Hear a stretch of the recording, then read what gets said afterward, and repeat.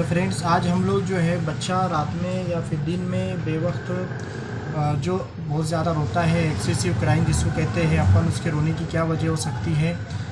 बच्चा जो कि वो बोल नहीं सकता, लेकिन अपनी तकलीफ़ अगर उसको बताना है, अपना दर्द गम उसको अगर बताना है तो वो जो है तो रोने के ज़रिए बताता है, यानी कि उसके रोने को हमको समझना है।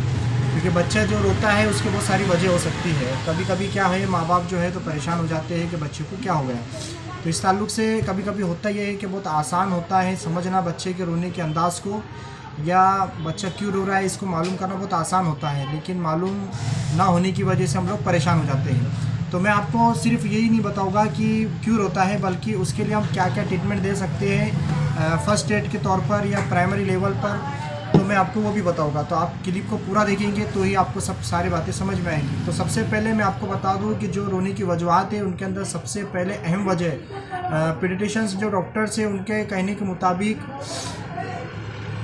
90% बच्चों की रोने की वजह हंगर यानी कि भूख है। जी हाँ दोस्तों, भूख की वजह से क्या होता है, बच्चा जो है तो बहुत ज़्यादा रोता है। प्रॉपर अगर उसके ब्रेस्ट फीडिंग नहीं की गई, या फिर उसका जो अगर बच्चा 6 महीने या 7 महीने के ऊपर हो गया, खाना पीना उसका अगर स्टार्ट हमने कर दिए हल्का फुल्का, इसके बावजूद अगर बच्चा रो रहा है तो उसकी वजह यह है कि उसका जो भूख का जो हाल है, यानी कि खाना उसने प्रॉपर नहीं खाया या फिर उसका पेट नहीं भरा, यानी भूख की हालत की वजह से बच्चा रो रहा है। तो एक अहम वजह है हंगर।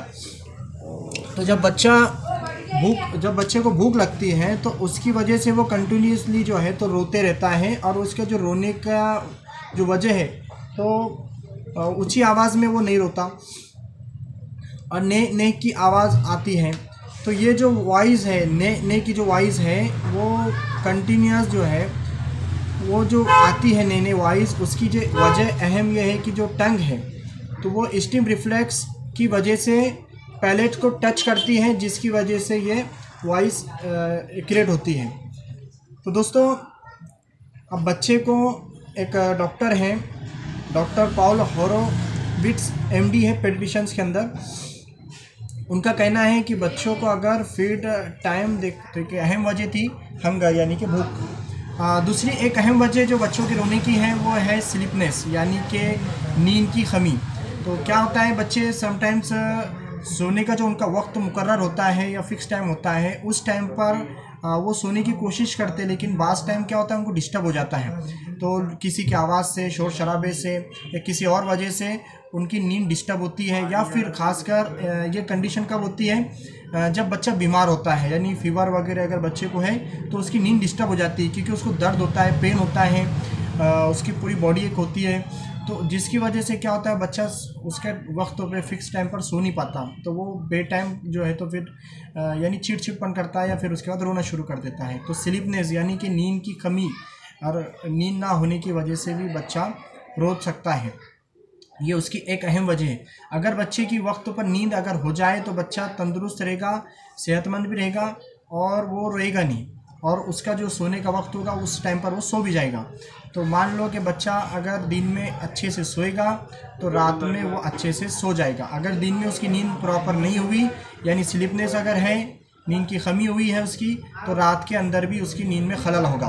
तो ये बहुत ज़रूरी होता है कि बच्चे की एक नींद का जो टाइम मुकर्रर होता है, वो कोई भी टाइम जो जिस टाइम पे बच्चा सोता है।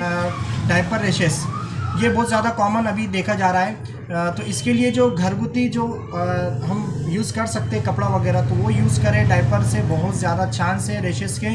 और एनल रीजन के अंदर भी बच्चों को क्या होता है कि एक स्वेलिंग आ जाती है, रेडनेस आ जाती है, तो जिसकी वजह से बच्चा और ज़्यादा प्रॉब्लम आ जाती है बच्चे को, यानी कि अनकंफर्टेबल फील करता है और उसको जो है तो तकलीफ़ होती है, जलन होती है, और जिसकी वजह से वो रोता है। तो डायपर रैशेस को भी जो है तो एक अहम वजह है ये बच्चे के रोने की। तो जिसकी वजह से बच्चा यानी कि चिड़चिड़ापन करता है, रोता है। क्या होता है इसके अंदर कि बच्चे को हम जब दूध पिला देते हैं, फिर उसके बाद उसको खांदे पर लेकर उसको जो है तो थपथपाते हैं। ऐसे वक्तों में प्रॉपर अगर उसको बर्पिंग नहीं की गई उसकी, तो एक डकार की शक्ल के अंदर जो है तो बच्चे का प्रॉपर डाइजेस्ट नहीं हो पाता। तो जिसकी वजह से बच्चा जो है तो जिस तरह बड़ों के अंदर इनडाइजेशन हो जाता है, तो सेम वैसे ही बच्चों के अंदर जो है तो हार्ट बर्न होता है, और पेन जिसको कहेंगे हम, ये भी बहुत मोस्ट कॉमन रीज़न है बच्चों के रोने की। कि रात में अगर बच्चे रो रहे हैं या दिन में किसी वक्त अगर बच्चे रो रहे हैं तो उसकी अहम वजहों में से पेट का दर्द, पेन है। तो इस तरह के कुछ वजह हैं जो पेट दर्द से रिलेटेड बच्चों की वजह बन जाती है रोने की। तो ऐसे में बच्चे का जो तो इंडाइजेशन अगर हो, एक अहम वजह दोस्तों है बच्चों के रोने की, वो है टीथिंग, यानी कि दांत का निकलना। मोस्टली 4 मंथ के बाद और कुछ पेडियाट्रिशियंस के मुताबिक 6 मंथ के बाद जो दांत के निकलने का एक टाइम होता है, तो उस टाइम पर भी बच्चों को बहुत ज़्यादा तकलीफ़ें होती हैं। उसको टेम्परेचर उसका बढ़ सकता है, उसको लूज़ मोशन हो सकते हैं और उसको जो है तो वोमिटिंग हो सकती है, नोशिया वोमिटिंग हो सकती है। तो इस तरह की जो है तो तकलीफ़ें टीथिंग के या फिर दांत निकलने के वक्तों के अंदर औकात में होती है बच्चों को, कॉमनली सभी बच्चों को होती है। लेकिन सबका जो ड्यूरेशन है या टाइमिंग है वो अलग अलग होता है। किसी को चौथे महीने से शुरू हो जाती है, किसी को छठे महीने में, किसी को 9वें महीने में, किसी को 12वें महीने में। कॉमन जो है तो छठे महीने के बाद या 5वें महीने के बाद ये होती है। तो ये एक अहम वजह है बच्चों के रोने की। ऐसे वक्तों के अंदर माँ बाप को ख़ास केयरिंग करने की बहुत सख्त ज़रूरत होती है, क्योंकि ऐसे वक्तों में क्या है कि बच्चों को एक से ज़्यादा तकलीफ़ें होती है। उसको टेम्परेचर भी हो सकता है, उसको भूख भी लग सकती है, उसको जो है तो नौशिया वोमिटिंग हो रही हो सकती है, उसको जो है तो लूज़ मोशन हो सकते हैं, लूज़ मोशन की वजह से उसको डिहाइड्रेशन हो सकता है, जिसकी वजह से बच्चा बहुत ज़्यादा कमज़ोर हो जाता है। इसलिए बहुत ज़्यादा ध्यान देने की ज़रूरत है, अपने जो है तो डॉक्टर से कंसल्ट करने की बहुत ज़रूरत होती है। तो उसके बाद एक अहम वजह दोस्तों वो है इलनेस, यानी कि कमज़ोरी, बच्चों की जो है तो कमज़ोरी, ये भी एक अहम वजह है। उसको जनरल है वेट, अगर बच्चे का पहले से बचपन से जो है पैदाइशी अगर उसका वेट कम है तो ये भी अहम वजह है बच्चों के रोने की, कि ये जो कमज़ोरी है उसकी, वो उसको हमेशा यानी कि अनकंफर्टेबल होगा, या फिर वो थकान महसूस करेगा, या फिर वो जो है तो फ्रेश उसको महसूस नहीं होगा। इसलिए वो जो है तो चिड़चिड़ापन उसका हो जाएगा और वो रोने की आदी बन जाएगा, फिर हमेशा रोते रहेगा। तो ये इलनेस जो है ये ठीक, यानी क्या होता है, जिस तरह हम सर्दियों के अंदर अपने बच्चों को बहुत ज़्यादा टाइट कपड़े पहनाते हैं सर्द से बचने के लिए, तो इसी तरह से कभी कभी क्या होता है कि हम गर्मियों के दिनों में भी या फिर टेम्परेचर ज़्यादा है ऐसे औकात में भी हम बच्चों को बहुत टाइट कपड़े पहना देते हैं। तो उसकी वजह से बच्चा जो है तो परेशान हो जाता है, फिर ऐसे वक्तों के अंदर वो रोने लग जाता है।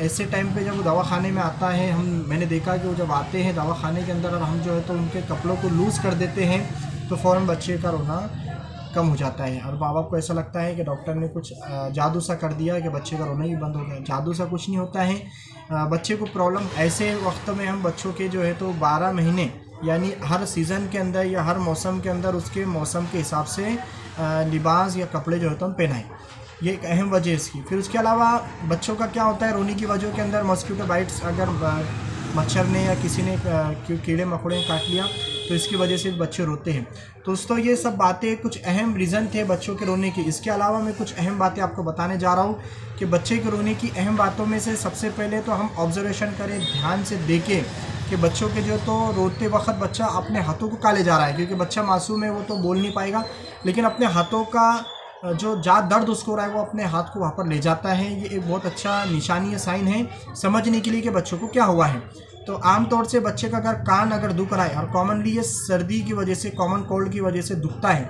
तो कान को पास वो हाथ ले जाता है, तो समझना चाहिए कि ये बच्चे का कान में दर्द हो रहा है, तो कान चेक कर लेना चाहिए।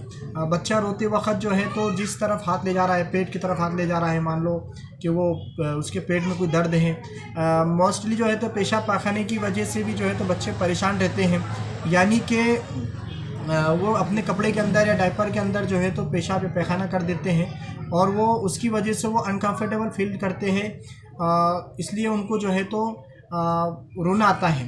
तो ये भी एक अहम वजह है। साथ ही दोस्तों बच्चों की जो रोने की जो वजहात हैं, तो ऐसे में तो हमको अपने डॉक्टर की सलाह लेना बहुत ज़रूरी है, लेकिन समटाइम्स ऐसा होता है कि हम लोग डॉक्टर से दूर होते हैं, या फिर मौसम की वजह से, जैसे बरसात बहुत फुल है या फिर रात का बहुत काफ़ी टाइम हो चुका है लेकिन बच्चा बहुत रो रहा है, तो ऐसे वक्त में कुछ अहम चीज़ें मैं आपको बताने जा रहा हूँ। एक फेथ के हद तक एक रिलेटेड सिस्टम है जिसको बहुत सारे लोग नहीं मानते होंगे, लेकिन मैं तो मानता हूँ, जिस पे हमारा बिलीफ है कि बच्चे की जो है तो एक नज़र जिसको कहते हैं कि नज़र लग जाना, नज़र बद बिल्कुल हक है, नज़र बद लग सकती है। हज़रत मोहम्मद सल्लल्लाहु अलैहि वसल्लम ने इसको बताए हैं कि बिल्कुल नज़र बद लग सकती है, यहाँ तक कि जानवरों को भी लगती है।